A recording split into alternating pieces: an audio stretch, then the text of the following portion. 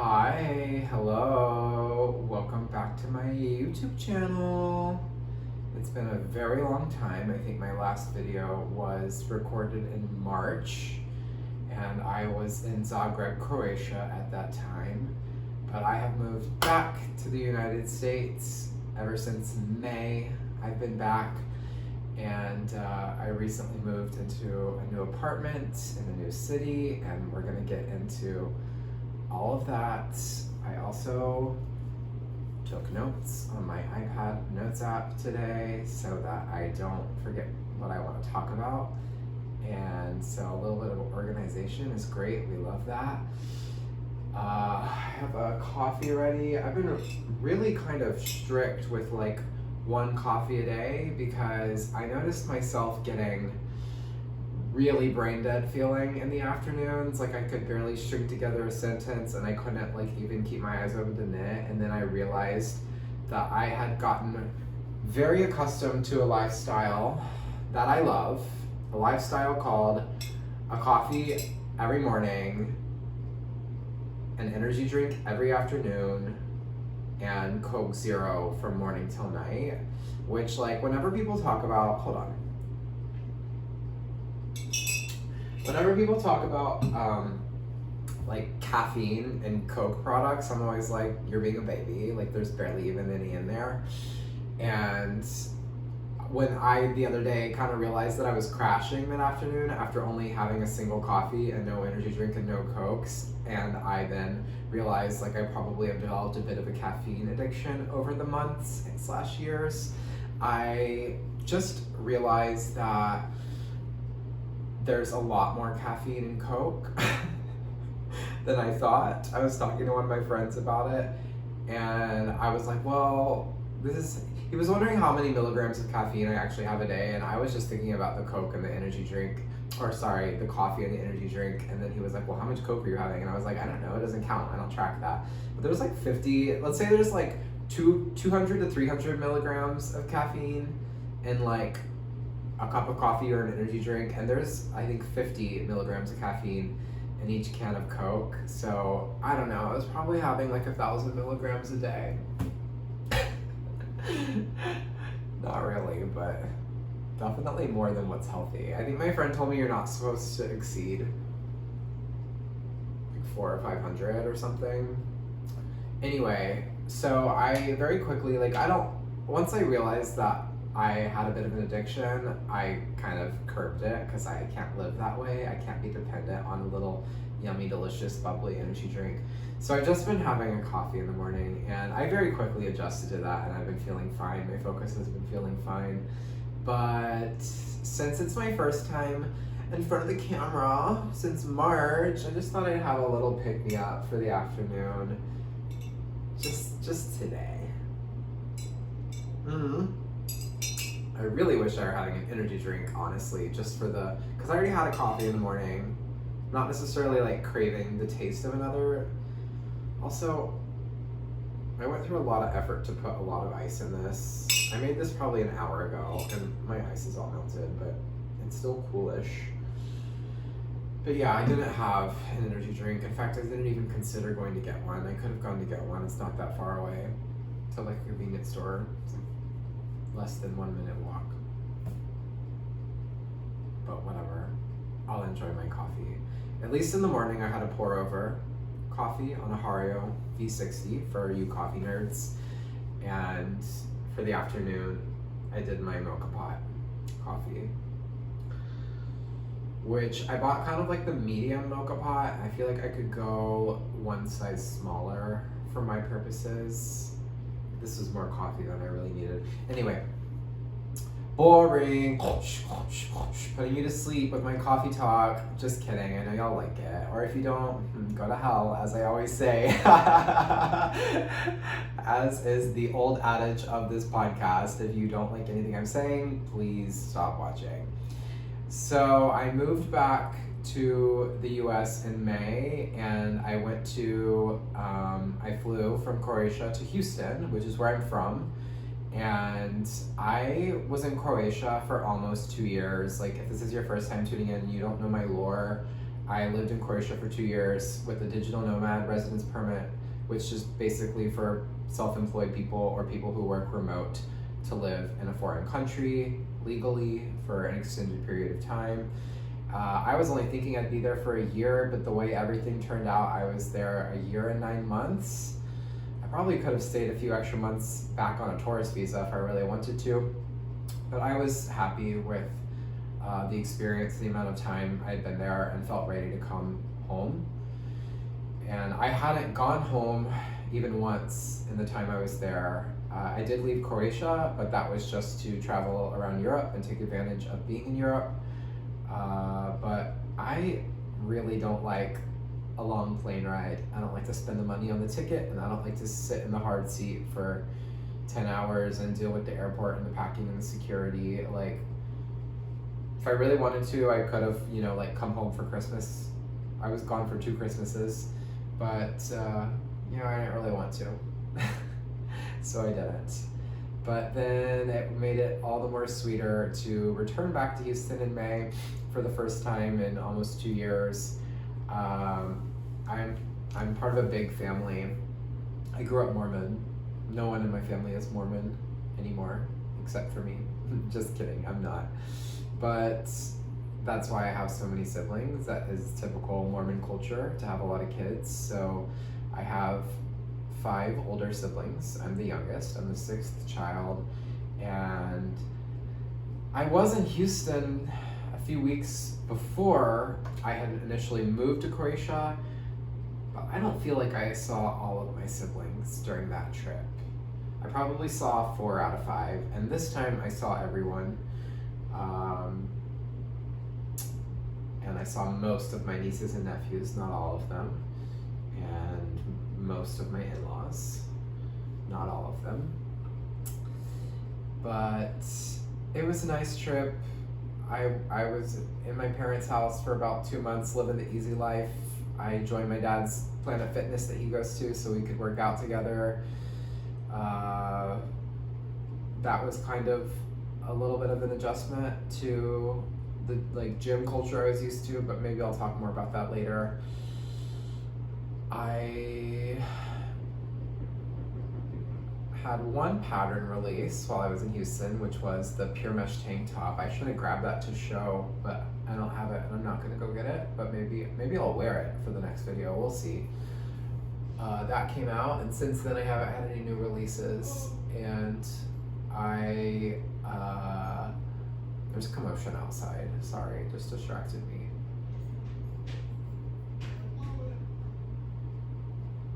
Anyway, I didn't feel particularly motivated to... I'm just making sure no one is knocking on my door, but I don't think they are. Sorry. Will I edit this out? The outlook is grim for me editing any portion of this video. Oops. I don't know, something about being back in my childhood home, I did not feel particularly productive, so I didn't really write any patterns, but I did get some knitting done. I finished, so I've been working on a series of patterns of basic drop sleeve sweaters. I've done super bulky, I've done bulky, and now I've knit the sample for the worsted basic drop sleeve sweater. I just need to write that pattern out, and then we can get it into testing, and it'll go into the ebook collection of all of those basic sweaters. I always write these patterns to be both knit flat or in the round, like your choice, just because I really like the option of being able to knit flat if I'm going to be using self-striping yarn. So I did end up using self-striping yarn for my worsted sample. I used Noro's Silk Garden, and I also decided to knit this sweater for my mom, who I've never knit a sweater for before, and she's always seeing the stuff that I knit and being like, if you don't like it, give it to me. Like, are you gonna wear that sweater? Because I will. Like, she's always saying such nice things about my knits and also always asking for them. And I'm always like, no, it's for me and I like it. But this time I was like, okay, I can knit a sweater for my mom. The thing is, I taught my mom how to knit, kind of against her will, but she does know how to knit. She mostly knits scrappy garter stitch scarves, but I know if she would sit down and apply herself, she could knit a sweater, and she disagrees and refuses to try. She said the only way she would do it is if I were sitting right next to her and like telling her what to do every step of the way, which like maybe next time I'm home, I'll actually get her started on something. One of my patterns, like something simple, like I think she could knit a basic drop sleeve sweater from me. But I actually have the photo of this sweater in the Noro Silk Garden self-striping, so I want to show that.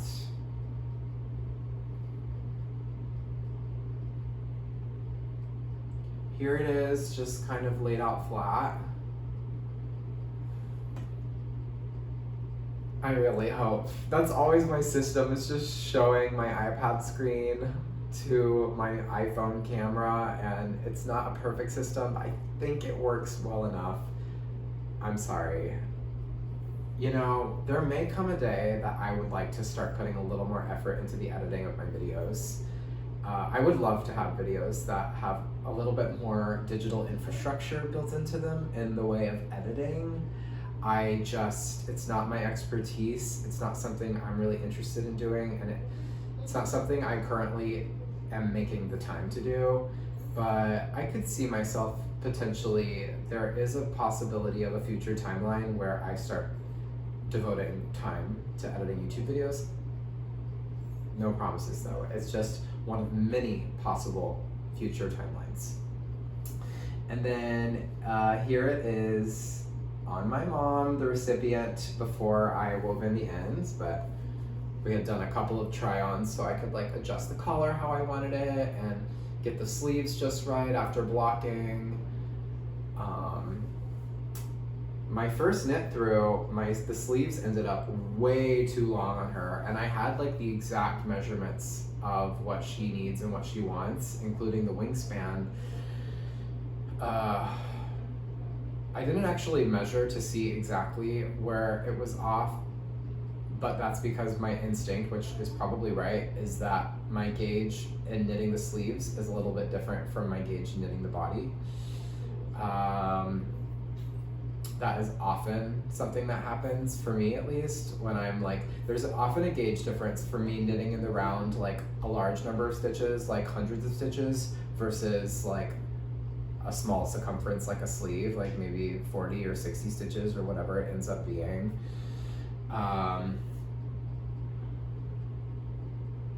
The other thing that could have contributed to that is that a lot of Noro bases tend to like continue to grow and change a little bit with wear past the initial wet block. I haven't knit a ton with the basic like worsted weight Silk Garden. I've more used Silk Garden sock, but I did have this sweater vest that I had knit myself from a Noro magazine pattern years ago out of this yarn that I wore the crap out of. And I do feel like it grew a lot on me over the years. But it was just, like, I've lost a lot of weight. It already had gotten much bigger than when I initially knit it, so at this point it was way too oversized and I just wasn't wearing it anymore. It was oversized by design to begin with. So just because I was eager to get started on this sweater and I knew I wanted to use Noro, I frogged that vest and I knit my swatch with that yarn. So I knit my swatch with a yarn that had already stretched out and grown as much as it was possibly going to from like years of wear. And then I ordered some additional balls of that yarn. So it's like the back is all reclaimed yarn and then the front and the sleeves are all new yarn. So that also could have just contributed to a little bit of like gauge irregularity with the initial swatch that I knit. But I'm used to it. Like it's just a normal part of knitting a garment, is that sometimes you knit the whole thing and decide you need a longer sleeve or a shorter sleeve, or I often make my collars tighter or looser. Like that's one part that I find myself often knitting more than once, and can be annoying, but it's pretty much always worth it to do that, right? Anytime that I feel I have a problem like that and I notice myself trying to convince myself not to redo something, I shut it down and I'm like, no, just redo it. Like, get the garment exactly how you want it so you'll wear it. So I knit that while I was in Houston, and then I also knit what I'm wearing. This is my rib lace raglan, which is one of my older patterns. It's a top-down, very simple lace raglan. I called it rib because it kind of looks like ribbing, since you have like solid columns, vertical columns of knit, but there's no like actual ribbing would have purl columns breaking it up, right? Where you would have pearls is where you have the very simple lace, which is just like knit two togethers and yarn overs. But I have never had a sample of this pattern for myself to wear. The original sample I knit for one of my best friends, Alexandra, back in Tallahassee, probably like 3 years ago. And I initially knit that short sleeve, and then we photographed it, and then I went back and did full sleeves, and we photographed it again. Luckily, Alexandra wanted it full sleeve, so we left it at that. But it was a really simple pattern. It didn't have any neck shaping, so the front and the back, there was a front, there to the original pattern there is a front and a back, but there's hardly any difference. The difference is that the front raglan seams go to the sleeves, and the back raglan sleeves go to the body, which that does still happen in the new version of the pattern, and that just gives you a slightly wider back than a front. But there's no like vertical shaping to accommodate like a lower front neckline in that pattern. But the collar is very, like, it's a bit of a high collar, but it's also very minimal. It's just an I-cord finish, and like I think the original looked very elegant. If you see the photos of Alexandra modeling the original, the collar sits nice and open. But it's a thing where if you're not careful, and if you're cast on tension and then your I-cord bind off, your applied I-cord at the end, if all those tensions aren't exactly as they need to be, it's easy to make a pattern that doesn't really have a front and a back be a little bit higher necked than you might want, a little bit choky. So I've in my recent raglan patterns and dappled lace raglan, and then I ended up doing version 2 of Look at My Holes, and I updated that around this time last year. I've been doing this start where you kind of, there's like a name for it, I don't know what it is, but it's a start to a sweater, like a top-down sweater, where you begin by knitting flat, and you kind of knit a trapezoid, and then you have like an inch or two of knitting in the back neck before you fully finish casting on stitches for the front, just to give you that lift in the back and that lower in the front. So I just came out with version 2 of Rib Lace Raglan, which has that kind of start. And I talked about it on this podcast before, and I actually was talking about how initially I wasn't feeling super eager to put the many hours of effort into like reworking and rewriting the start of that pattern. I was just knitting myself a sample for the first time, and I've gotten so comfortable with that technique that I just implemented it on my own sample. It was easy for me to just take a few notes for my one size and know exactly what to do without thinking too hard. And I think I said on the podcast that I was not going to be updating the pattern, but then it took me a long time to finish knitting this, probably about a year from start to finish on this. And it was just one of those things I would pick up and put down for months at a time. By the time I finished, I was quite happy with the fit. I also think you can see a difference in how this would fit. Like, this would be quite high necked on me because I have a thicker neck. Alexandra, who modeled the original, has a little bit more delicate frame than I do. So you can imagine like where the corners where the raglan seams start. If it just went like straight across my neck from those raglan seams, that's kind of where it would hit if I didn't do the shaping. So I think you can really see a difference in this new version. And like I said, I was happy with it, and I was taking photos, and I was like, I can't post the photos of this new version and not change the pattern, right? Because like, it would feel weird to not disclose that I had modified the original pattern, and then after disclosing that, then it would feel weird to not offer that to other people. So unfortunately for me, and fortunately for all of you, I dug my own grave by improving upon the pattern for selfish reasons, and then I had to lie in it when the time came. And you know what? I'm happy I changed the pattern. It's a better pattern for it now. And it was my first like kind of hardcore girl bossing that I've done in like 3 months. And like as soon as I got the chance and felt like I was somewhat moved into this new apartment, I like actually had the itch to sit down in front of my computer and do some work. I've been using a small laptop the past 2 years, but I actually really like using a desktop. I have a gaming PC that I built myself in like 2016, and she's still going strong, but that computer has been in storage for 2 years, and now it's out, and I have a desk set up again.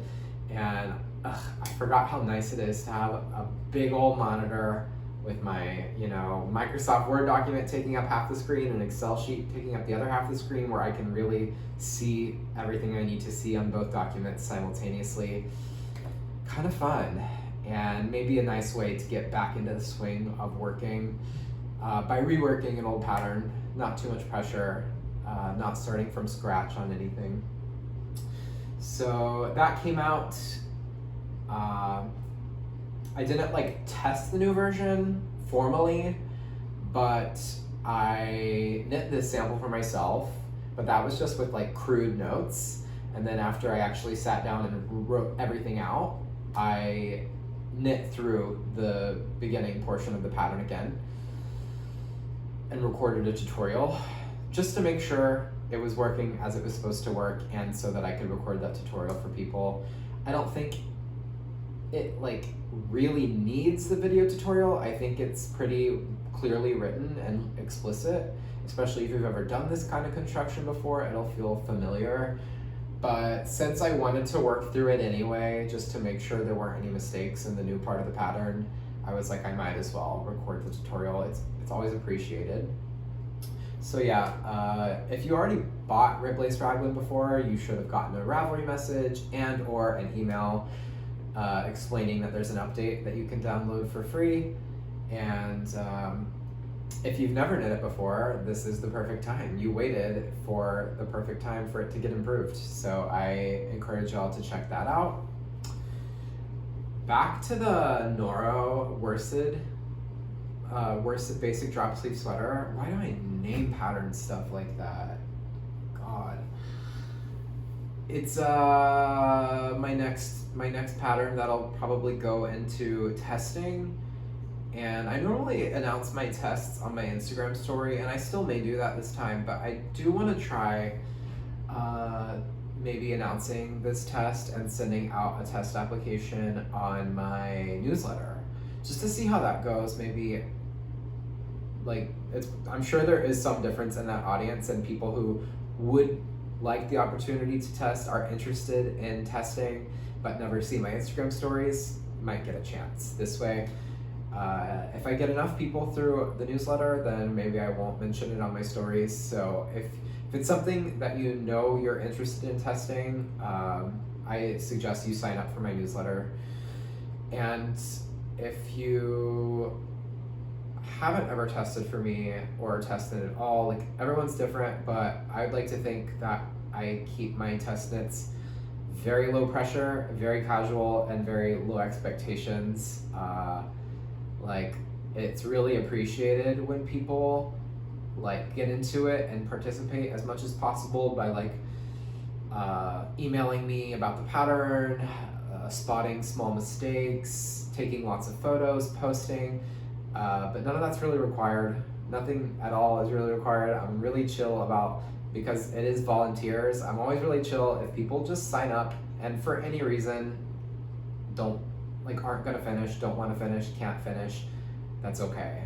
I try to let a lot of people test my patterns whenever possible, so that there's always the assumption that at least a small group of people are not gonna finish, and it's not a big deal. So yeah, if testing is something that you really want to try, but it's really scary, it's not scary with me.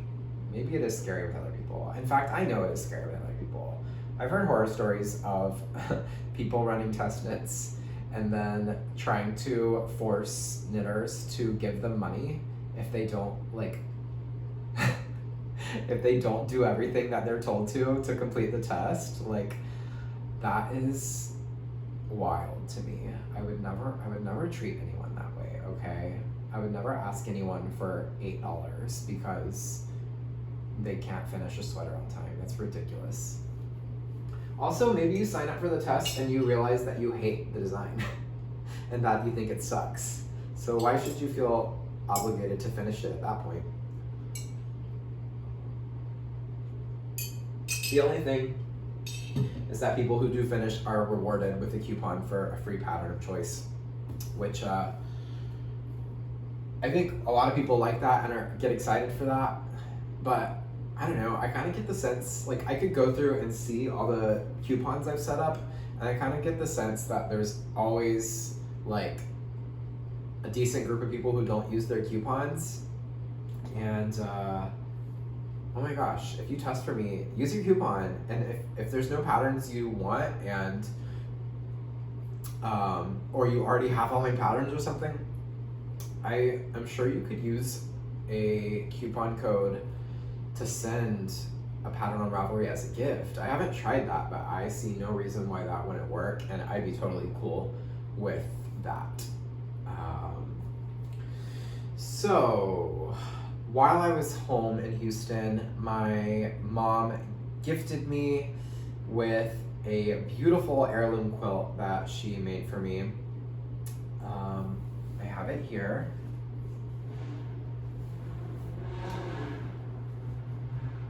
I don't know how much I could really show on camera. Also, I'm sorry I'm swiveling on my ottoman so much. Usually I'm doing it for fun on purpose to stimulate myself. But then I'm also just freely floating around in a circle on accident, and then I have to correct my course. But here, let me at least show you this much, and you get the idea. So my mom was a big quilter when I was like a baby and before I was born, and also would sew a lot. Plus she crochets. She taught me to crochet and to sew, actually. And then I taught her to knit. But she didn't quilt too much for most of my life. Like, I feel like she was kind of losing interest in my early childhood.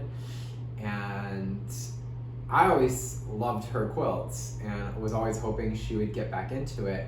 And then something struck her a few years ago, and she has been quilting like crazy.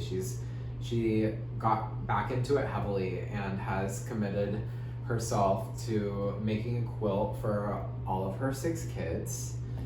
And then I think she's also gonna start working through her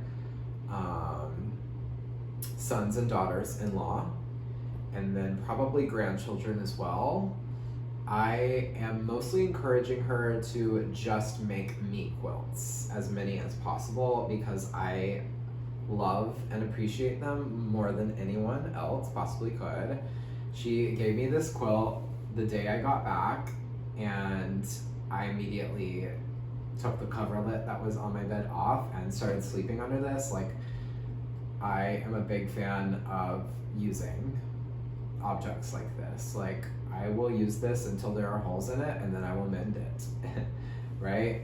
I think that's how most of us crafters are. Like, we love and appreciate the art of the object, but we don't treat it like a museum piece. I mean, certainly there are some quilts that are like, have you ever been to a quilt show, which is something I love to do? Houston has, like, I think it's the biggest quilt show in the world every year. There are certainly quilts that, like, just are not meant to be used. They really are meant to be displayed. But most quilts, I think, should be used. And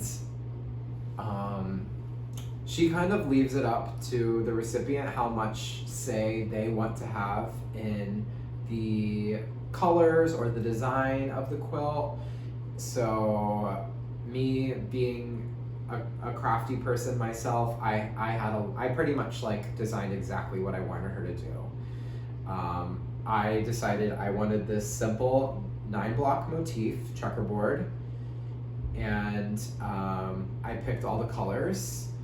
And then the other thing that I like specified and like kind of helped her plan out with like how much fabric to buy and like how many squares to cut was that, I don't know if you can see it, but like I'm sure you can see it.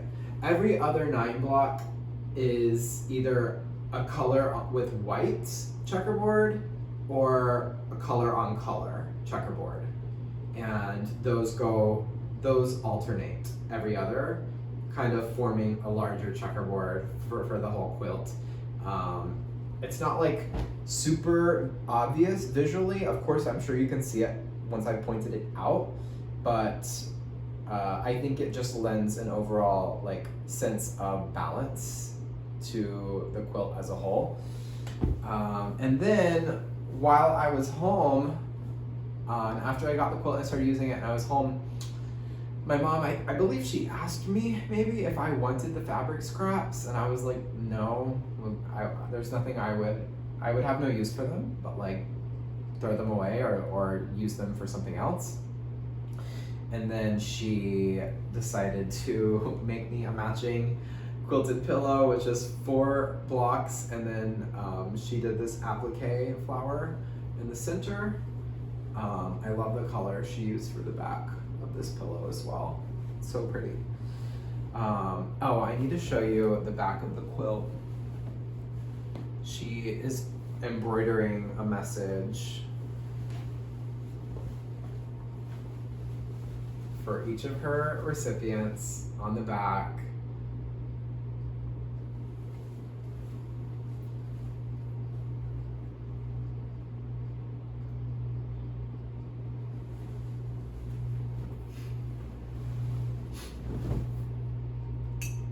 I'm literally crying at that quilt.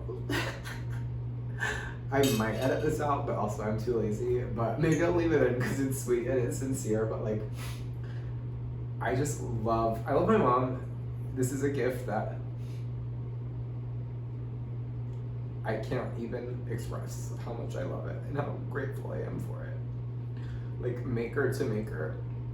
It's so sweet, and I hope that it lasts 500 years. But yeah, it really feels special to like sleep under a quilt like that your loved one made for you every night. And like, oh my god, I don't think I let people know what a sap I am, but I really truly am.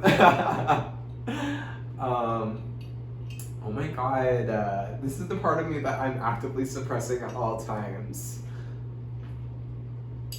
Okay, I have to change the subject. Oh my god, I almost started crying on my last video too because I was talking about my deceased cat. So this is 2 videos in a row that I'm kind of crying a little bit. Oh my god, I love to cry alone, but I hate to cry in front of friends or on a video, so I don't know, truly wild if I decide to leave that in. But I probably will, because it's kind of nice that y'all know I have a heart. So at the end of my time in Houston, I was like searching for apartments in Chicago, which it's been my plan for years to move to Chicago. I visited several times. That's where my friends are. Growing up in Houston, I don't know. I feel like I've gotten what I could get out of living there, and I just am ready to settle somewhere else. Like, I don't see myself being settled in Houston. It's really hot. It doesn't have as much like nature that I have enjoyed in other places I've lived. So yeah, I was doing my apartment search, and I finally found a place. As I often have done in the past, I ended up signing a lease for this apartment sight unseen. I just took a FaceTime tour of this unit, and I was like, okay, good enough for me. Like, I don't like to hem and haw. It's like such a big decision, but the fact that it's like a big decision makes me just want to kind of take risks a little bit and just choose something, because I'm renting, I'm not buying. Like, I'd probably be more choosy if I were buying, and I also have a limited budget, so it's not like I just get to be luxurious with like trying to choose the exact street I want to live on and the exact size apartment with every possible amenity that I could want. Like, as long as it meets some of my basic criteria, I'm okay with it. And I had a okay feeling about the tour of this apartment, and I've been in here for a few weeks and I love it. It's great. But more on the apartment later. The week that I was getting ready to leave Houston, I was going to drive my parents' car to Tallahassee, which is where I was living before Croatia. I had been in Tallahassee, Florida for 3 years, and I left a storage unit full of my stuff there. So I was driving my parents' car to Florida with my brother, who was gonna help me load up my truck. I was renting a U-Haul in Florida, and then driving myself up to Chicago. But the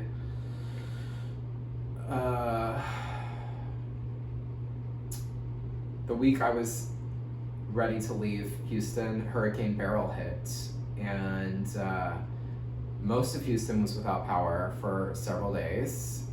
And we have a generator, luckily.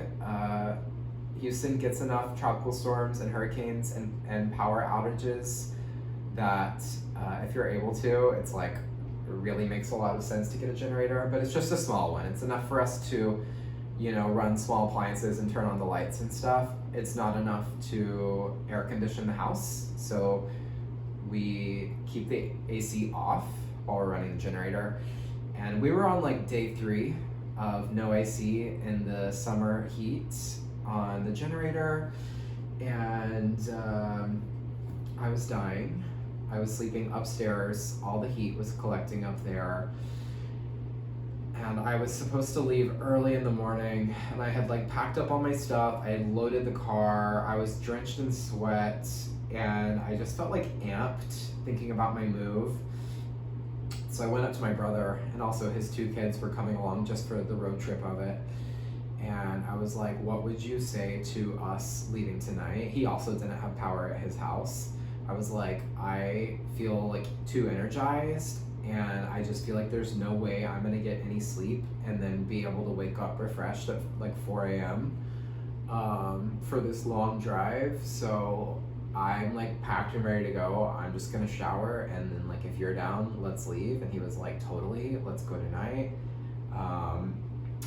And I'm so glad we did that. It's like a 10-hour drive. I drove the first half, he drove the second half. We both got some sleep in the car. His kids sleep really well, and long car rides, they were fine. Also, I think they were excited to have a trip overnight. It's kind of spur of the moment. And that way we had the whole next day the original plan was we were going to get to Tallahassee in the evening and just kind of check into the hotel and go to sleep.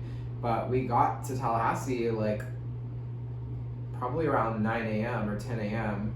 So we sort of had a full day to enjoy Tallahassee in northern Florida. And that's a part of the country that I love. And I would like gladly go to that part of Florida anytime I can. So I was really happy for the time. We had breakfast at one of my favorite diners, and then we drove to Madison Blue Springs State Park, one of my favorite springs to swim in. It's like a big, beautiful, cavernous like basin full of blue spring water, going out to this brown river where there's like a confluence of spring water and river water. And in the summer it's so cool because the spring water is like 70 degrees and the river water is like probably above 80 degrees. So it's like going back and forth between a cold plunge and a hot tub when you swim into the river and back. But we went to the spring, and then we drove a couple of hours to one of my favorite beaches near Tallahassee, Alligator Point. And we stopped for dinner on the way, and there's a little shack called Hutton's on the way around Panacea, Florida, for those of you who are in the know, that specializes in soft shell crabs. So I had one of my favorite seafood joints while we were there. We had dinner on the beach in our little to-go containers, and then the water was so warm.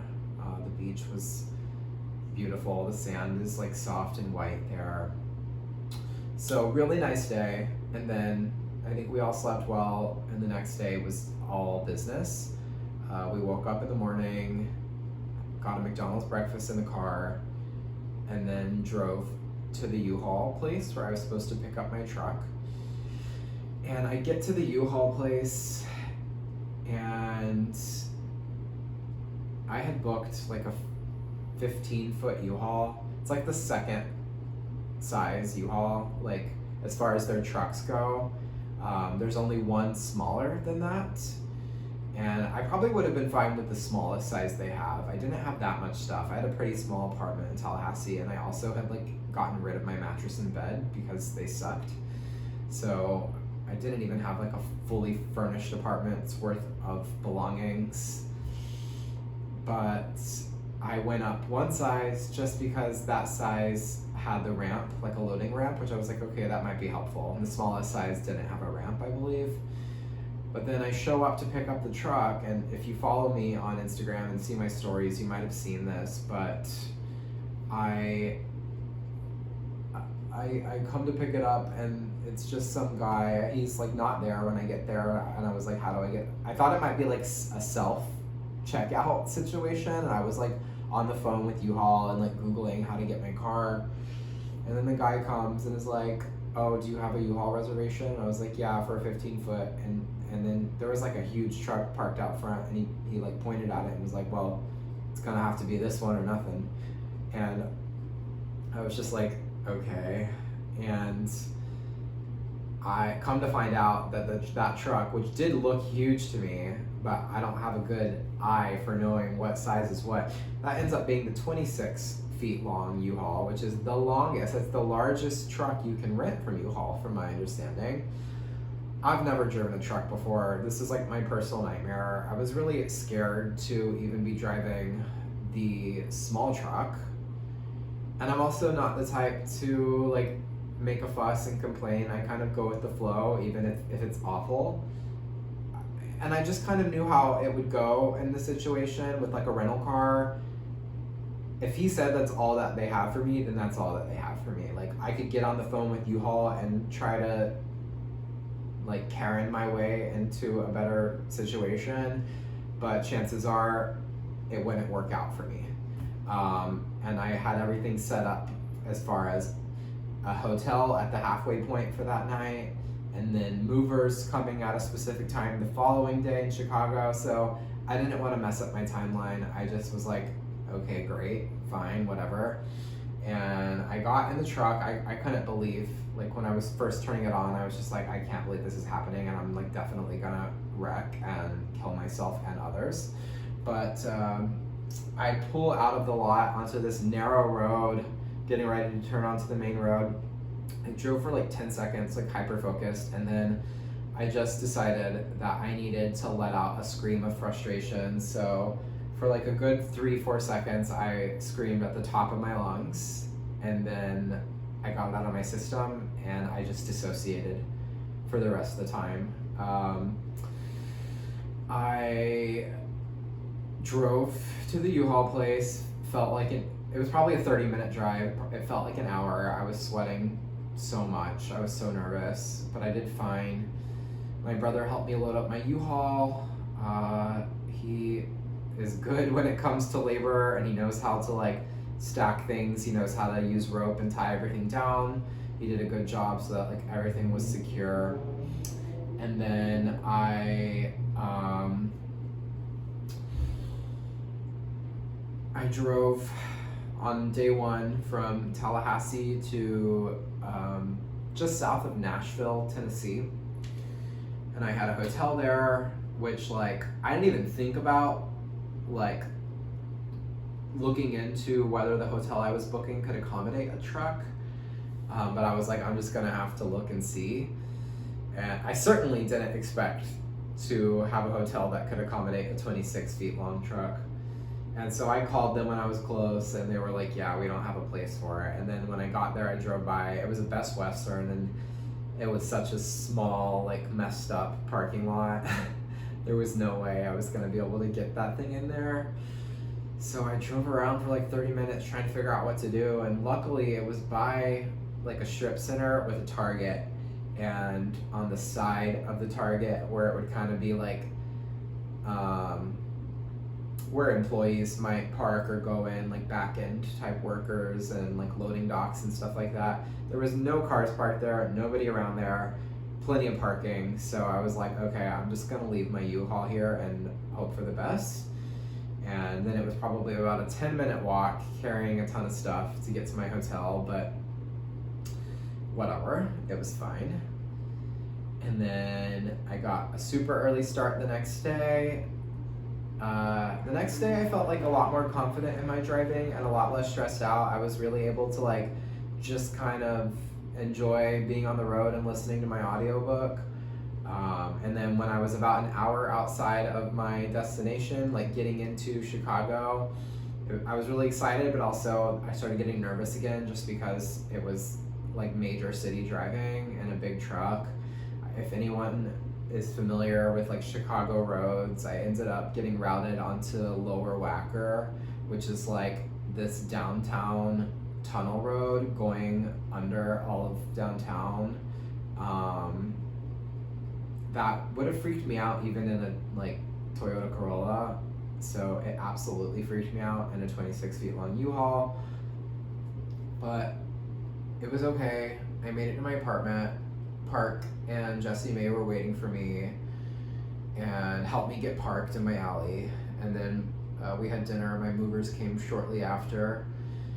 And I just started getting like so anxious. Like I was so happy to see my friends and like happy that I was done with the drive, but I like started feeling so sick, and I was talking to them about it. I was like, guys, I really am like feeling like shit and I don't know why. And like I was getting to the point where I was starting to like tear up and cry out in front of my apartment. And they were super nice and supportive and were like, you just did something so wild. Like, it's absolutely crazy that I, having no truck driving experience, had to drive the largest truck U-Haul offers for my very first time all the way across the country by myself. And I felt very validated by that because I was like, okay, it makes a lot of sense. Like, I really had just dissociated for 2 days straight because that was the only way I felt like I could just get through it, and then it was hitting me. But we weren't done. Once the movers got everything out, which they did a great job, and I'm so happy I used movers because I'm up on the 3rd floor. I didn't want to deal with that. We had to return the U-Haul, and of course they like assigned me a lot that was like an hour south of where my apartment was, and it wasn't that hard to get my truck into the alley, but it was really difficult to get it out. I had Jessie May in the front and Park in the back, and my windows open, and they were both just like shouting at me directions of like, okay, turn your wheel this way, back up 6 inches. Like, I got pinned between 2 cars, and I was like on the sidewalk driving all the way up to where I was almost touching my apartment building with the front end of the truck, doing like a 69-point turn where I wasn't getting anywhere. And finally, like, we were all stressed out, but luckily we're all the type to just kind of remain calm in these situations. And I was like, is there not a service that you can call to have someone come, like a professional truck driver? Like, this has to happen to other people. Like, I'm sure amateurs get themselves stuck into bad parking situations in big trucks all the time. And I was like, what app can I download where I can pay $100 to have someone drive this for me?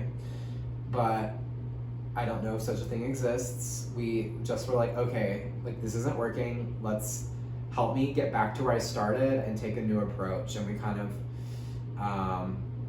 started over and went a little bit of a different way. And it still took like 2 or 3 tries of like going back into the alley to get a fresh start. But it was like much more obvious that this was probably going to work, whereas the first way we were going was like just not working. So I did get the truck out of the alley and onto the street, and it's a residential street where like it's the evening and cars are double parked along the whole street. So it's really not an ideal place to drive a truck. It's really not cool also that you all just changed my reservation without telling me. When I like later went through my emails, like after I got the truck, I realized that they had emailed me the night before my reservation. And my reservation was for like 8 a.m. or maybe even 7:30 in the morning. So it's like, I'm having a hectic few days of like driving all around and moving all my stuff and dealing with all this stuff. I'm not reading every email, especially I was probably getting like, I probably had received 10 emails from U-Haul in that 48 hours. Like, sorry, I didn't see the one where you just casually were like, by the way, you have a 26-foot long truck. So we drive the truck all the way to the return lot that I was assigned, and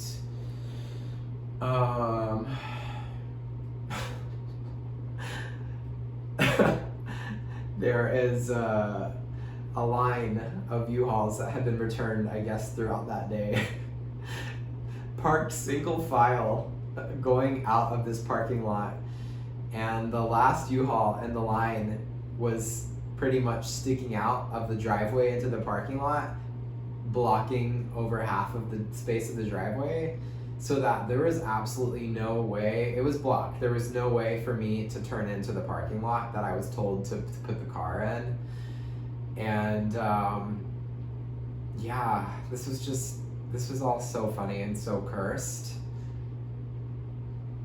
But there was plenty of room in that parking lot too. There was just no way for me to get into the parking lot because everyone had been parking single file for the self drop off all day.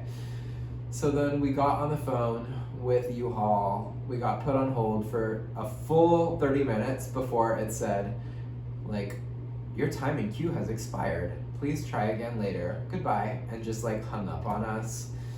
So we tried again and we like got someone and we just insisted.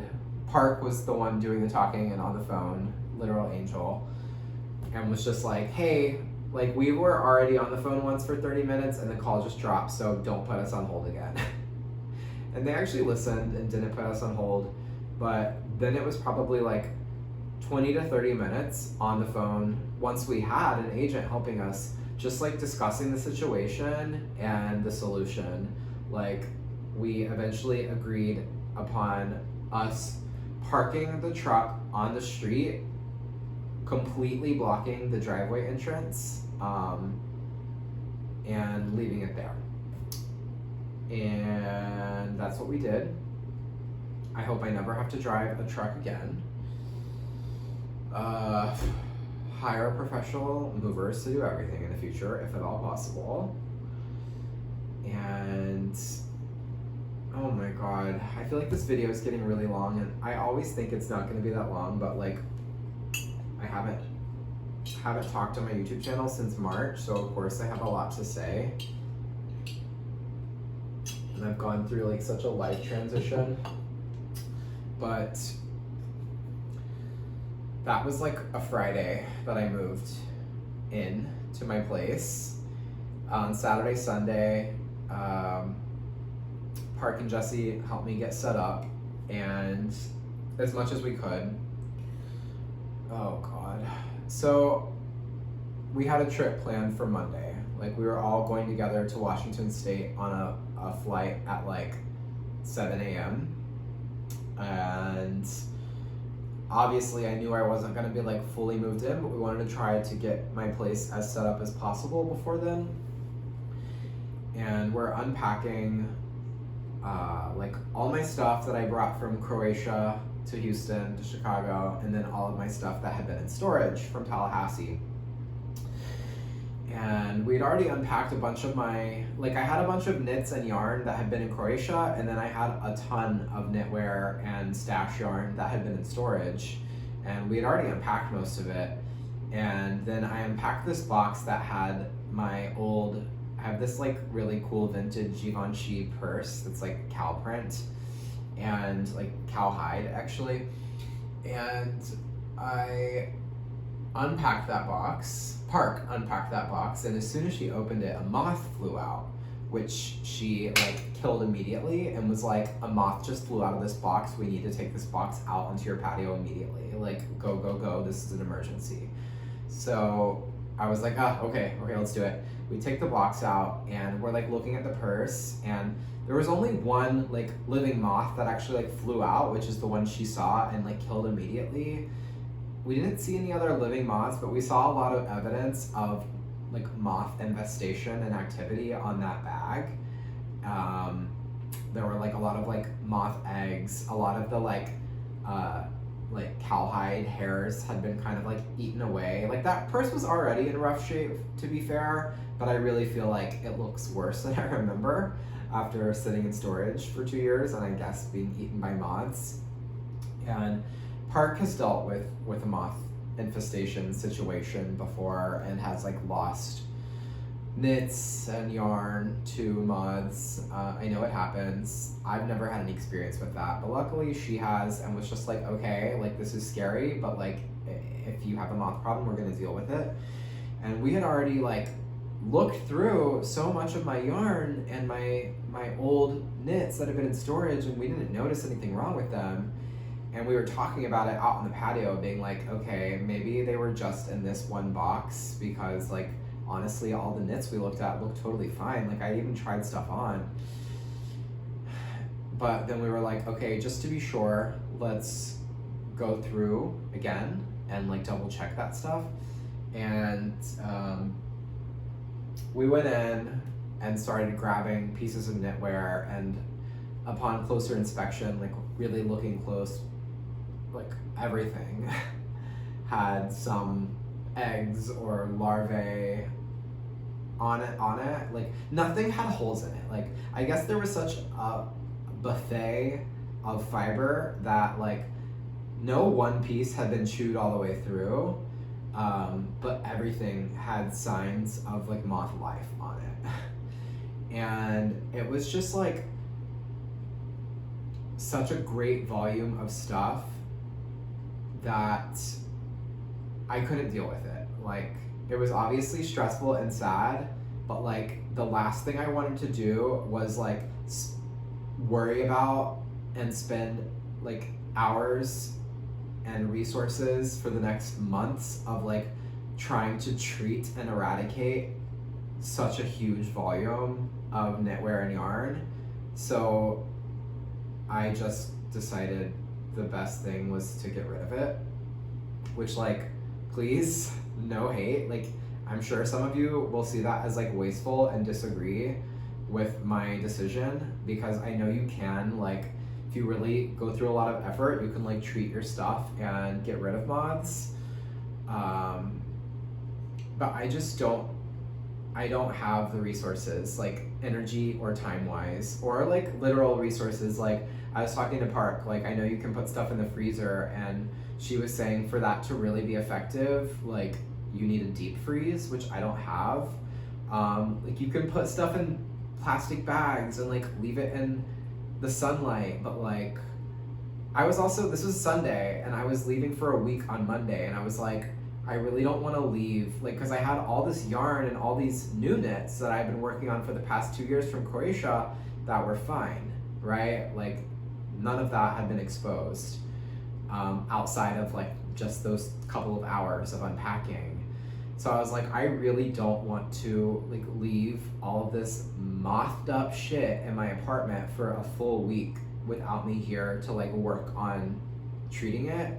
So I know I don't have to like justify my decision, but I just know that like some people would really go the extra mile and take the effort to like salvage anything that they can, and total respect for that. But the decision that made the most sense for me and was what I could be at peace with, which was just to let go.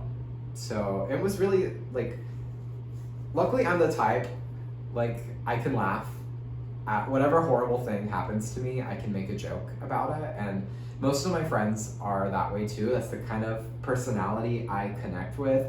So luckily we were able to cut my losses and just immediately start cracking jokes and laughing about it, because like if you don't laugh then you're gonna cry.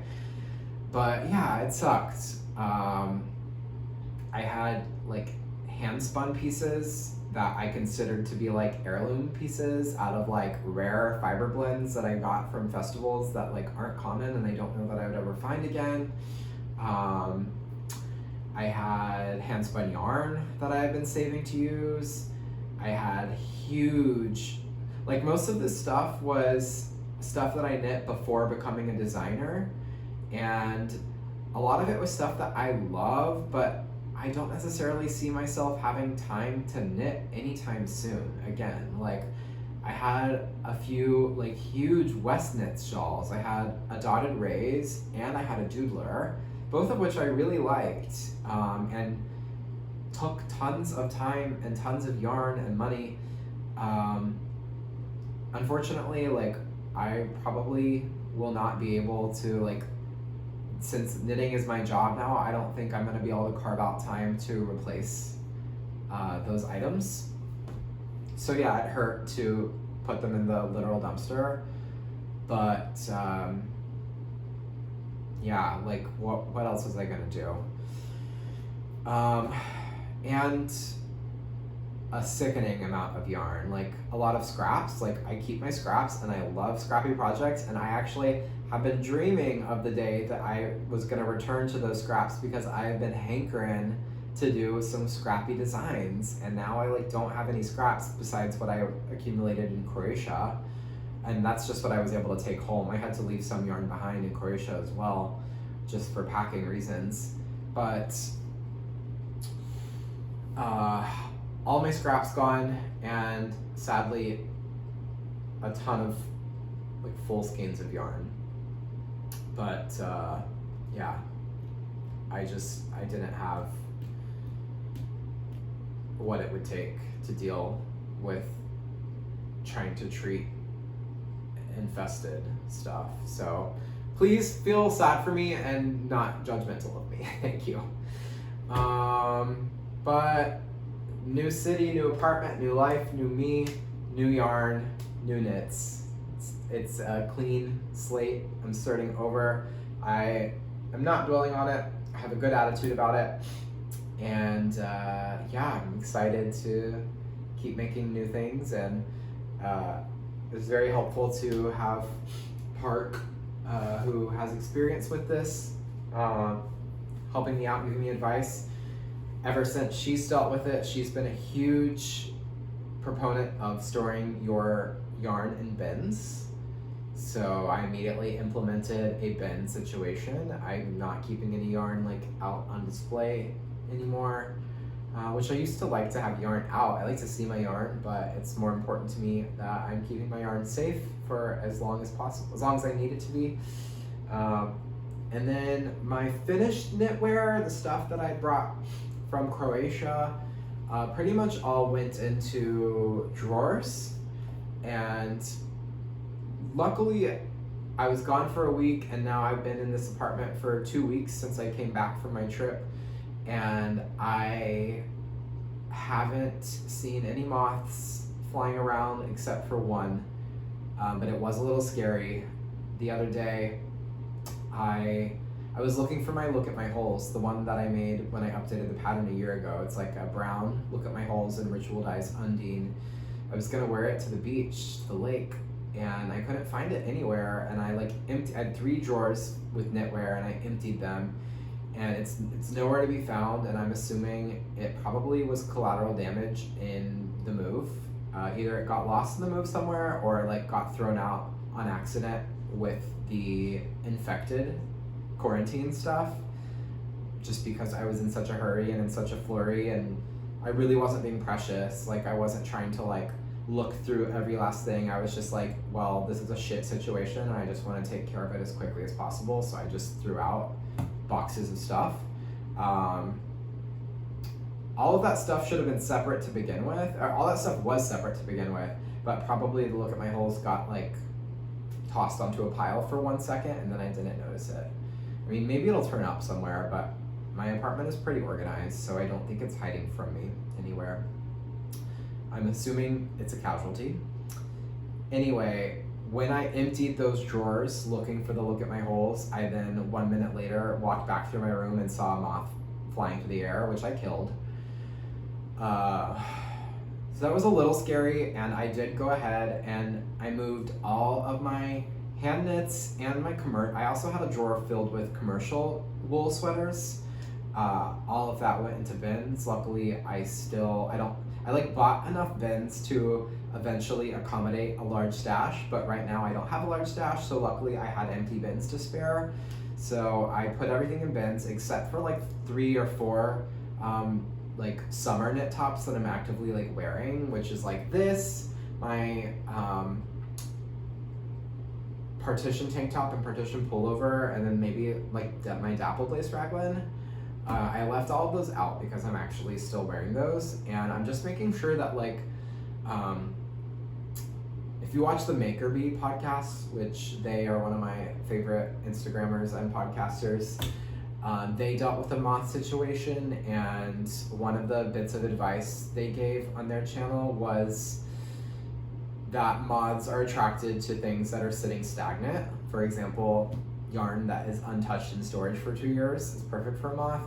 And the more you're actually like moving around, wearing, fluffing, touching, letting knits and yarn be exposed to like light and air, the less likely it is moths are going to like find it and settle on it.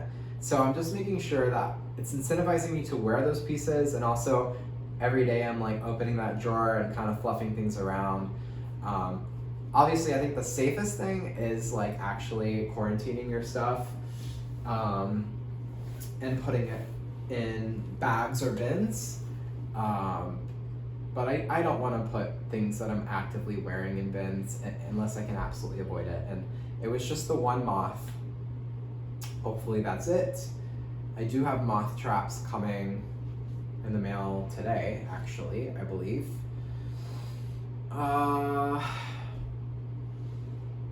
Yeah. That's life. Pests suck. But hopefully it never happens again. And yeah, I don't suggest putting your knits and yarn in storage for a long period of time, and if you do, I think it's absolutely necessary that preferably that they're like double bagged and vacuum sealed bags. That'd be great. And if I ever have to leave stuff in storage for a long period of time in the future, which hopefully I don't like to like have storage sitting around, that's what I would do. What's up? I have not been using my list, but let me have a look at my list. This video is probably already 6 hours long,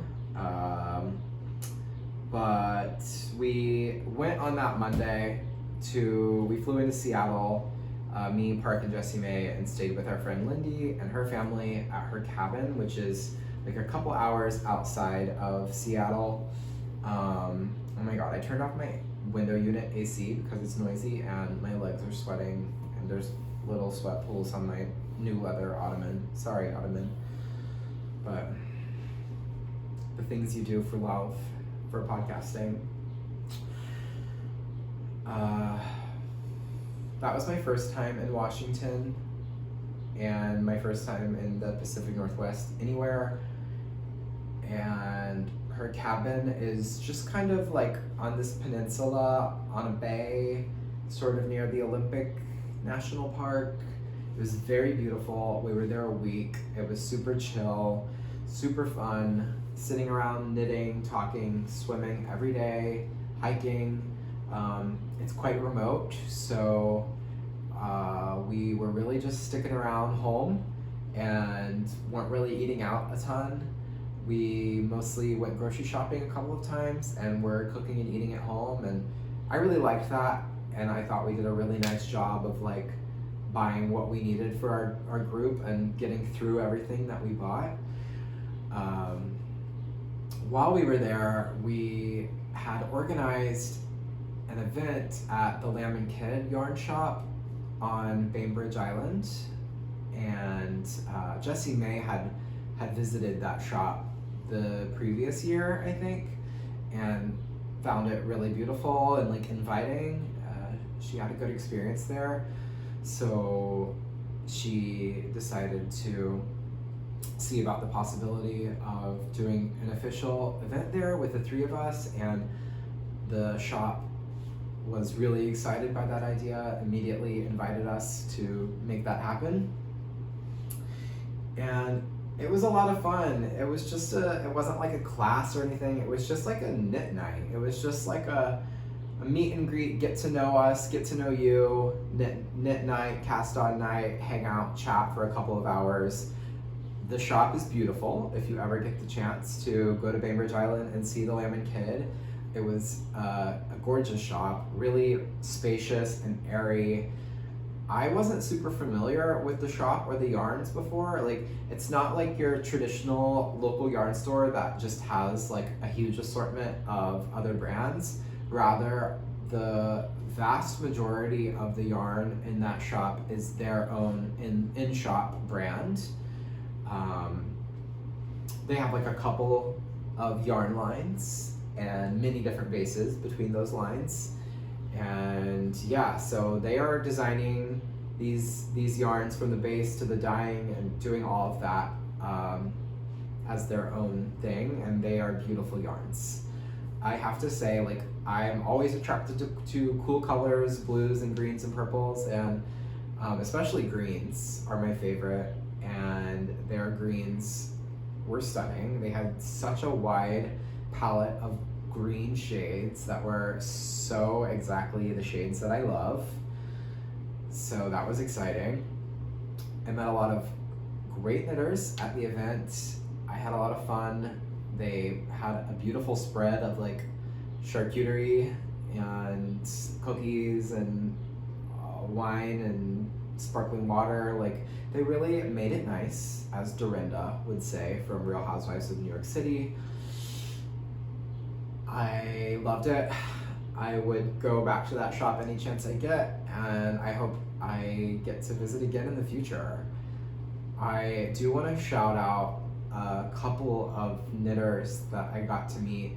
First, I met Sharon, who came wearing a pink t-shirt that she had made with one of my quotes on the front, and she kind of put it in like a knit stitch looking font, but she had a pink t-shirt that said "It's a privilege to purl," which is maybe one of my most iconic knitting quotes, and she asked me to sign it. I thought it was so cute and so funny and cool, and I also was like, hey, thanks for the idea. Do I need to like maybe mass produce that and get into merch? And she was very nice about it and was like, I 100% give you permission to take the idea of putting this quote on a shirt and make money off of it, which like I've never actually considered being into merch, but like, I don't know, it could be fun. No promises, because that I have no experience. I don't know how to do any of that, and I don't want to work very hard on that. I have too many things that I want to do and too many interests where I am willing to put in a lot of work, and managing like physical products is not a priority. But I don't know. I think there are like companies and services that purely exist to make making and selling merch an easy process for people who want to get into that. But obviously I would need to like think it's cute and like decent quality to want to be associated with it. So if I did like let a third party help me out with the production and like fulfillment of something like that, I need to be good.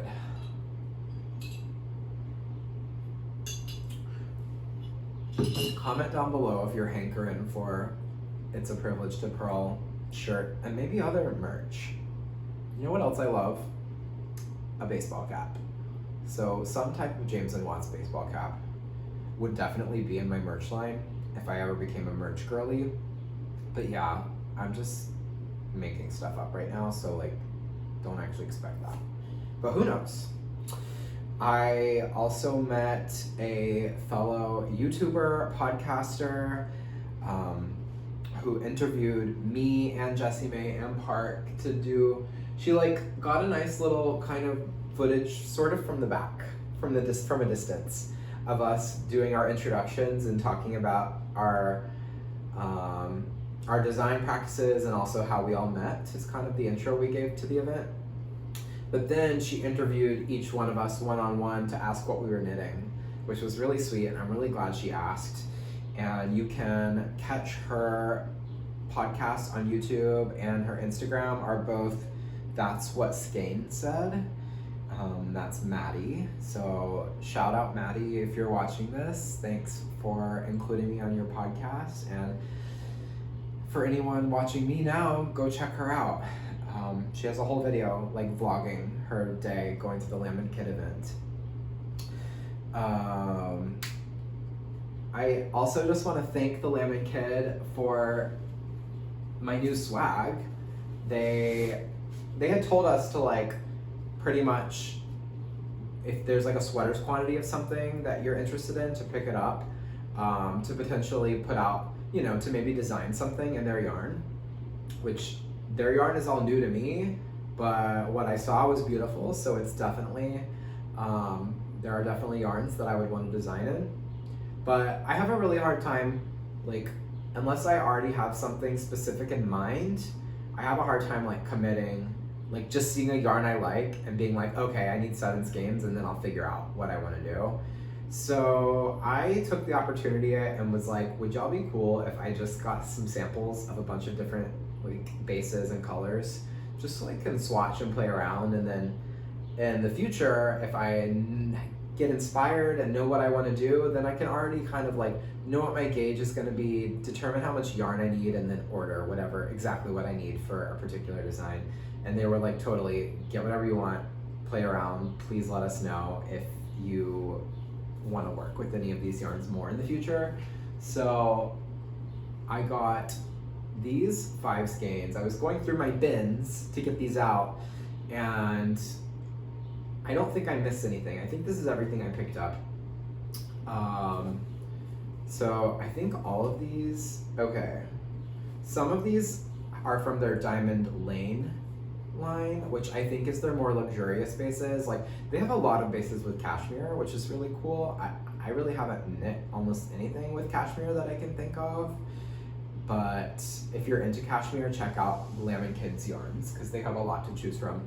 But this is their Big Birdie. It's Aran weight. It's an alpaca silk blend, 174 yards per 100 grams. One of my favorite blue shades. And then I got 3 different greens that I love. This is just Birdie. This is a light fingering, also alpaca silk blend, just a lighter weight. Both of these are so soft and cushy. And then this I couldn't resist. I love the color. I love the texture of this. What is this, like a super bulky? Or maybe just a regular bulky? But yeah, it's 97 yards per 100 grams. I think that counts as bulky. They told me that this base might be going away. And I was like, I kind of typically would only want to get something that they're going to continue selling in case I incorporate it into a design. But even on the off chance that they keep this, I decided I wanted this yarn because it's just so pretty. So even if they get rid of it, I will find something cute to do with it one day. And then, and this is the only one that is not branded as Diamond Lane. Yeah, the others are all Diamond Lane, and this one is the Lamb Kid. So I think that's the 2 lines maybe that they use, unless I'm forgetting something. These are both Elmer, which is a, ooh, did I mean to get 2 different weights? These look like the same weight to me, honestly. Okay, this says Elmer Fingering, and this is Elmer Worsted. And Elmer Fingering is 80/20 merino cashmere, super cushy and soft. I love this brown, this medium like teddy bear brown, my perfect brown. And then this super, super saturated forest green. This is Elmer Worsted, also 80/20 merino cashmere, 145 yards per 50 grams. Okay, I could believe that actually. Because 145 yards per 50 grams is really more like, it's more like a sport weight, honestly, than a worsted, to me. Which would make sense as to why these look so similar. This only looks a little bit finer, and that's because it is only a little bit finer.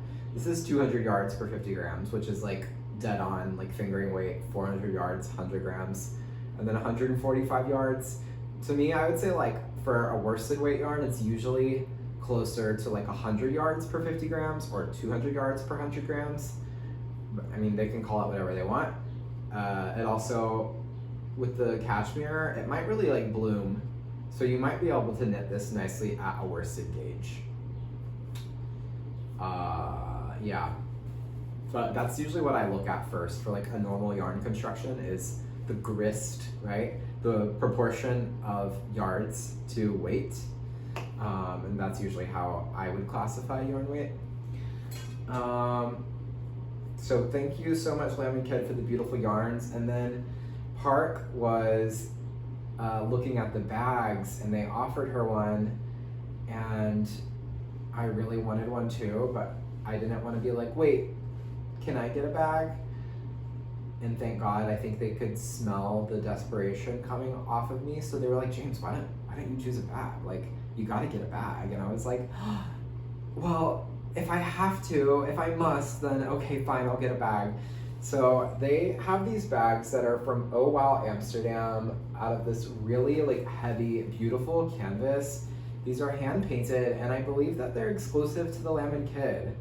I don't know if the bags from the brand are completely like exclusive to them, or if it's just the designs that are painted, but I'm quite confident that they had a number of these like painted designs. They're all hand painted to choose from, and you can't get the bags with this painting anywhere else. So if you're interested, check out the Lamb Kid. They have like 3 different sizes. This is the medium size.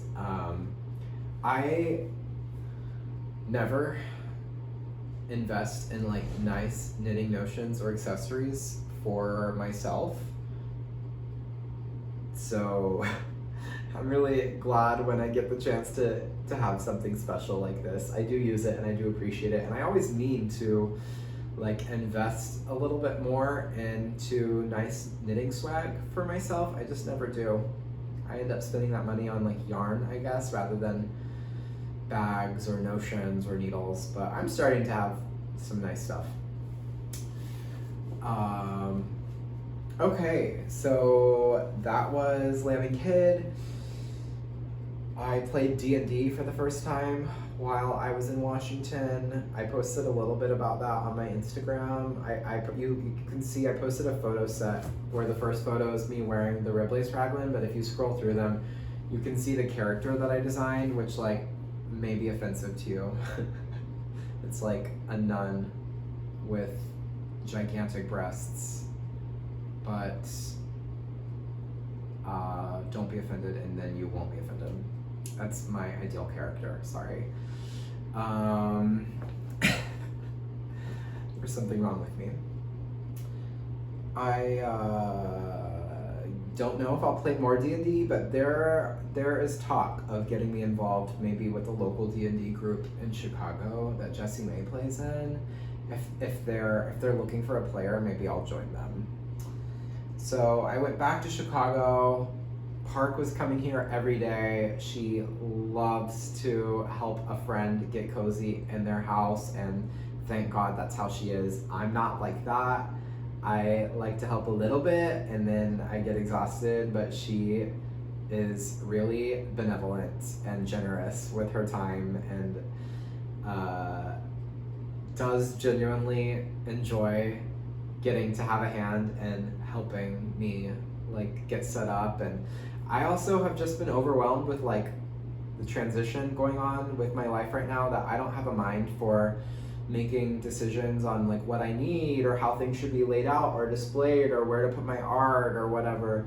And both Park and Jessie May are very opinionated on that kind of thing and can usually come to a pretty logical conclusion on what's needed pretty quickly. So I have left it in their hands. Whenever they're over here, I'm like, whatever you think, babe, I trust you. Like, oh, you think my table needs to go here instead of here? Let's do it. And my apartment is looking really cute and sweet. So really happy to have someone help me make those decisions, because I'm not in the mood to do it myself.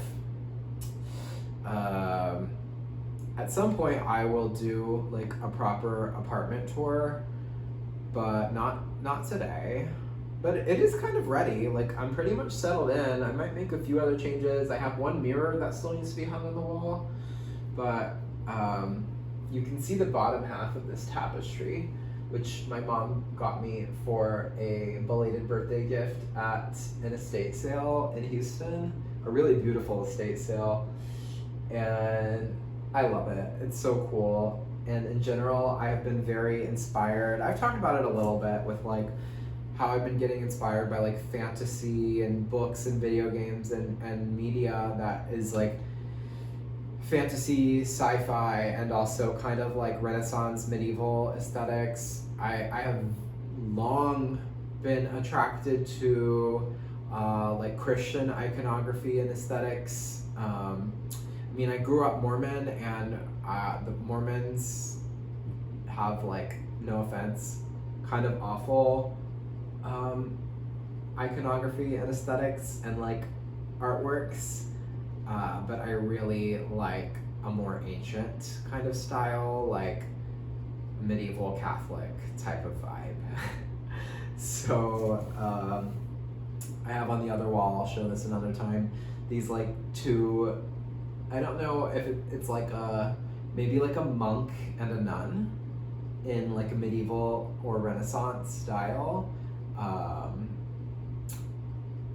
I think it might be like, I don't know the exact name for this kind of art, but it looks like maybe it was like one of those like brass plate kind of art things that someone did like a relief drawing on. I don't know if I'm making that up, but it's like a black background and then like kind of like a metallic gold chalky portrait of the two figures.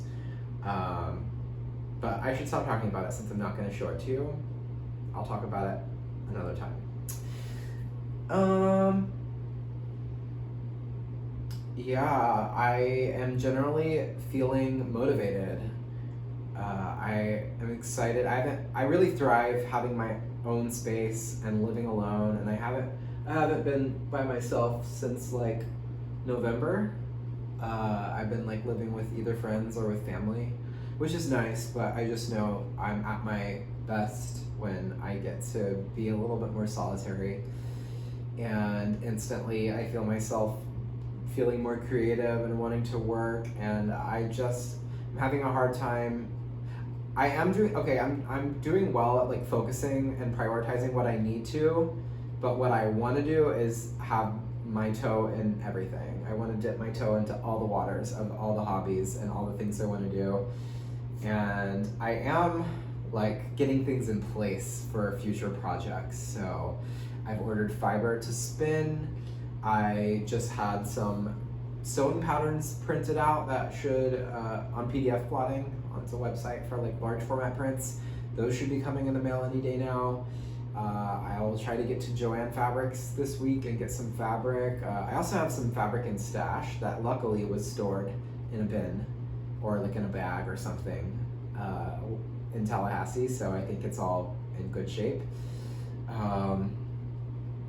So I plan to get back into sewing, back into spinning. I've got some projects on the needles. I had been working on, I don't think I ever showed it because I started it after my last podcast. I had been working on what was going to be like 100 gram, am I in the middle of a row? Ew. Shawl. That's like a look at my holes, like mesh, asymmetrical shawl.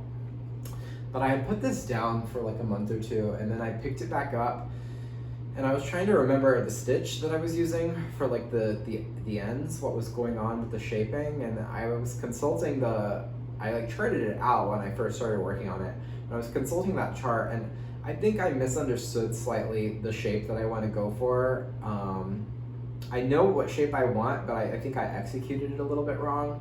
And also how the shape that this has been taking on as I worked through it didn't seem quite right. Like, I think I was increasing more than I intended to. So at this point, I do want to design this at some point, but I'm going to start over at another time. I might not even end up using this yarn. But instead, I started on a different shawl, which like, I've always been, I always liked knitting shawls, and my first design was for a shawl, self-spaced, my free pattern. But since then, I haven't designed any shawls, and for years, I've wanted to get back into it.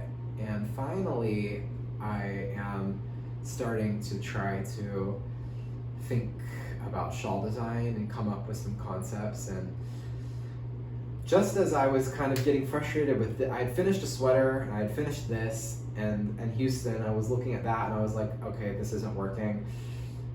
Perfect timing.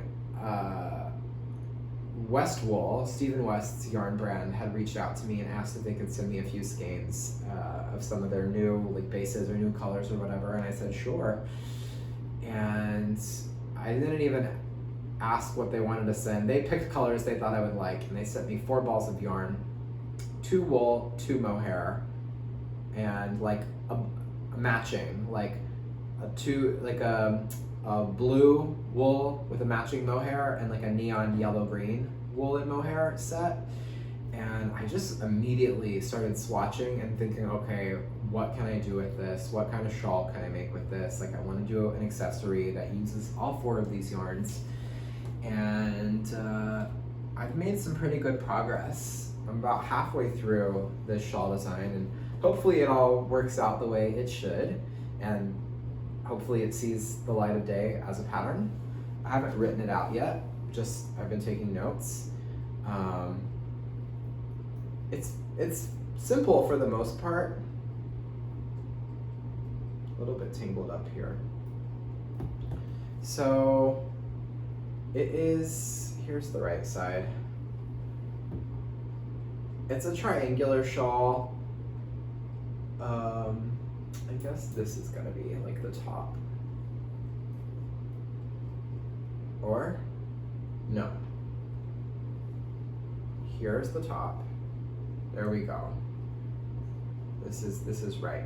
So it's a triangular shawl that just goes back and forth between like, it's all garter stitch. It goes through bands of like single color garter stitch, and then these like micro stripes, and then you have some little spaced out holes, some basic eyelet lace, and going back and forth between the wool and the mohair. And I'm just now, oops, I'm losing a stitch. I'm losing multiple stitches right now. Okay, I'll deal with that later. I am working on the bind off, which is probably the cutest and most interesting part design-wise of this shawl. This is a concept that I came up with years ago and have just never put into a design of doing this kind of squiggle I-cord border. It was one of the first things I came up with when I started trying to do original things with knitting. And I had made this really creepy little, very tiny goblin hat that I was just trying a bunch of different techniques on that hat, and this was one of them. And Park has never let me forget this technique. Like, ever since I did that little hat, which I didn't end up doing anything, that just ended up being an experiment, she's always been like, can you please do the squiggle I-cord on some design? And many times I've told her, like, you can do it, like, you can take that, like, I fully support you using that technique in something. And she never has, and then I never did, and finally I decided to do that for the border of this shawl. But the other fun part of this shawl is that this is just half. This is the first half, and this is gonna be like the middle central spine going down to the center point of the triangle, and then it's gonna have a whole other half mirroring it, where you have this like blue band of wool, you'll have the yellow band of wool mirroring it, and then when you have the yellow band of mohair, you'll have the blue band of mohair mirroring it. So you get this, it's gonna be a modular design where you have a lot of play between these colors and textures. And yeah, like I said, hopefully it works out. I finish it, I write it, and we all get to knit it. Hopefully people are excited to see a shawl from me also. It's not what people are used to me putting out.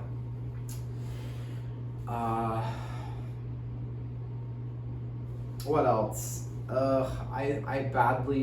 I'm still quite obsessed with making jewelry, though I haven't had any chances to make jewelry since I finished my silversmithing class that I had done in Zagreb. I believe I talked about that on YouTube. If not, I took a pretty serious jewelry making class. It was like 12 2-hour sessions. They only take one student at a time, so I had 2 master jewelers teaching me by myself. So I learned a lot and I got a lot of attention, and it's one of the best decisions I ever made. I loved it. I really want to explore more with jewelry making, and I have kind of a space carved out in my dining room for a jeweler's bench to go. And I'm starting to compile a list of the things that I would need to buy to get set up, but of course it makes me a little nervous. Like, I'd have to spend a fair amount of money to get set up to start making jewelry, and I'm still very much a beginner.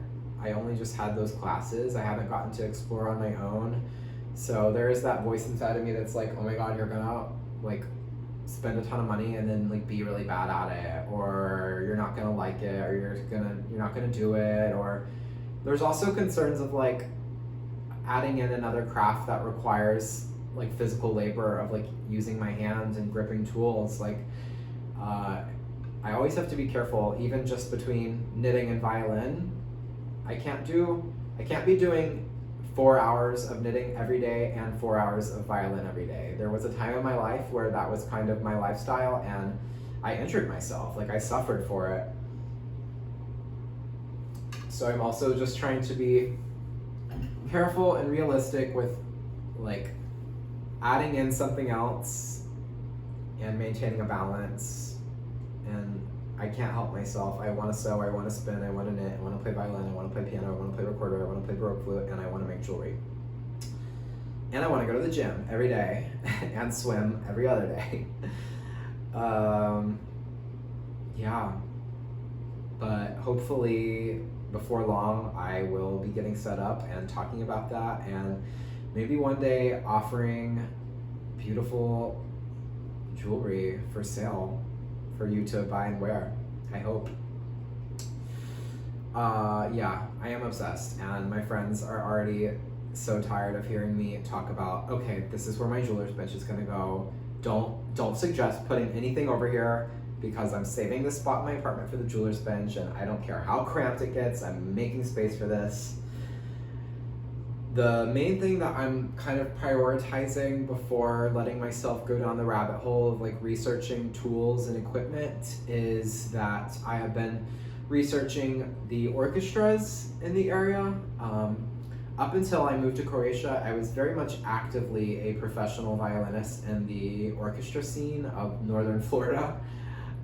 There's actually a lot of really cool regional orchestras that are professional in that part of the world, and I played with many of them for the 3 years that I was there.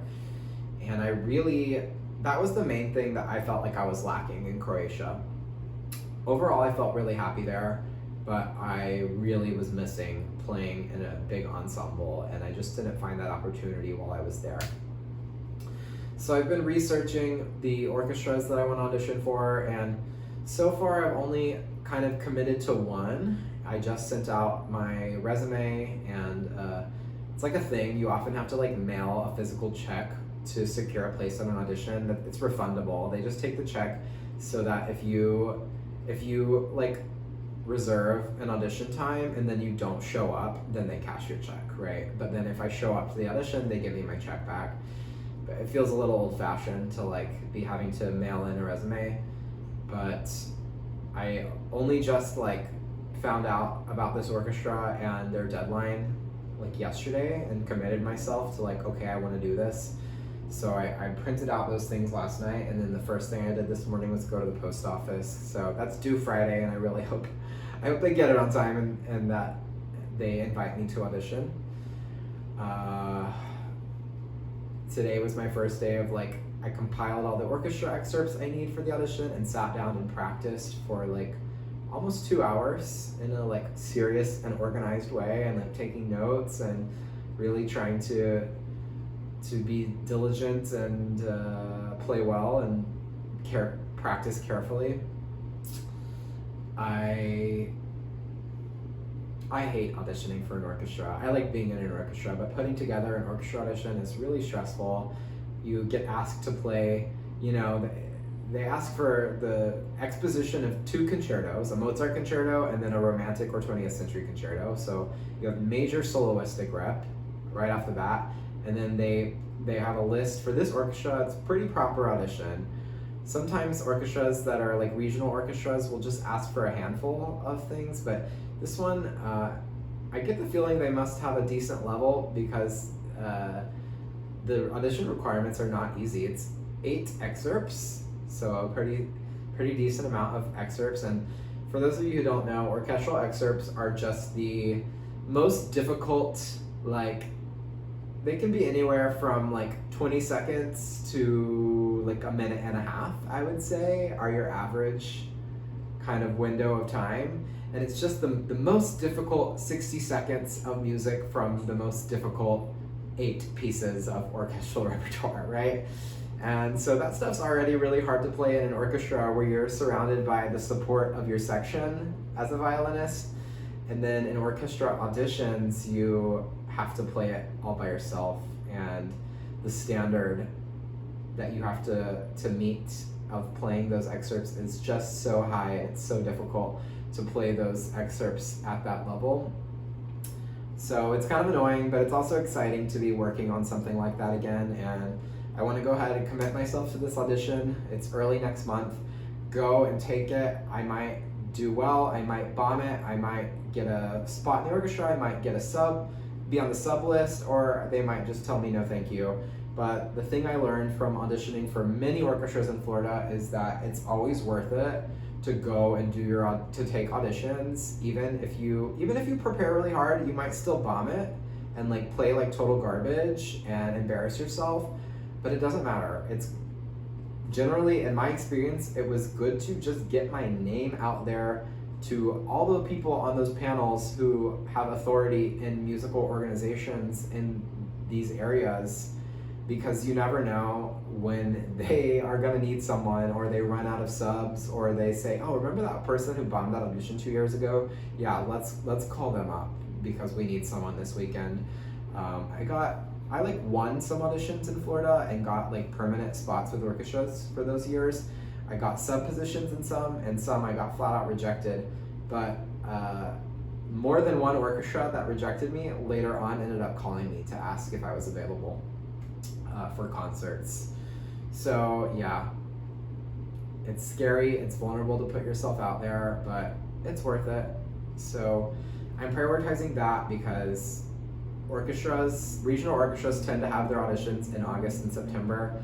So whatever orchestras I'm gonna do, I'm gonna be focusing on that now, and then either I get it or I don't, but then I can move on to focusing maybe more on starting to get more into jewelry and whatever else I want to explore. I am still going to the gym, a little bit less than I did before. Right now, I decided to stay with Planet Fitness that I had signed up for in Houston just because it's really inexpensive, and yeah, that's the main reason. I kind of thought I would quit because it's like not the ideal gym. They don't have all the equipment that I would necessarily want to have access to, but they have enough, and I always get in a good enough workout. And I moved here and I was already signed up for Planet Fitness, so I was like, well, I might as well, at least to get started, go to whatever Planet Fitness is closest to me. And it's definitely not like walkable. It's probably about a 15-minute drive to one of the nearest suburbs by me, but it's not that far. So, but I am going like maybe 3 or 4 times a week, rather than sometimes I go 5 or 6 times a week to the gym. But I just don't really feel like making the drive every day. So I've been past 2 weeks going like Monday, Wednesday, Friday, and then maybe I go on the weekend if I feel like it. And then on Tuesday, Thursday, I have been running. I'm about 1.25 miles to my favorite beach on Lake Michigan in Chicago, and which is one of the reasons I moved into this neighborhood, is because it's close to that beach, and it's one of the reasons Park and Jesse encouraged me. Oh my gosh, I'm sorry that notifications are coming, but there is something badly wrong with my iPad because it's literally on Do Not Disturb and the sound is turned off. Like, it's muted and sounds still come through. And I don't know what to do about that. Let me try the sound bar on the side and see if that helps. Sorry about that. But yeah, I'm really liking my fitness balance and lifestyle right now. I'm loving running. So what I do is I run to the lake. It's about a 10-minute run. I swim, and then I run back and shower and get on with my day. I've been waking up early. I always want to be a morning person. I usually am not, but I think the excitement and the feeling of possibilities and openness that come with a move are making me happier and want to get up and get moving.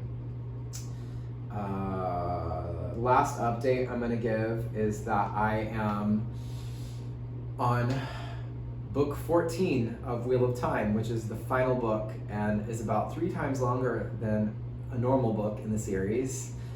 And I've been so busy with everything going on that I'm not reading a ton, but I am still trying to make time and get through a chapter at night if I can. I'll try to get better at it because I'm still loving it and I'm very eager to finish the series. I started it in around October, so it'll be about, almost a year that it took me to get through the full series.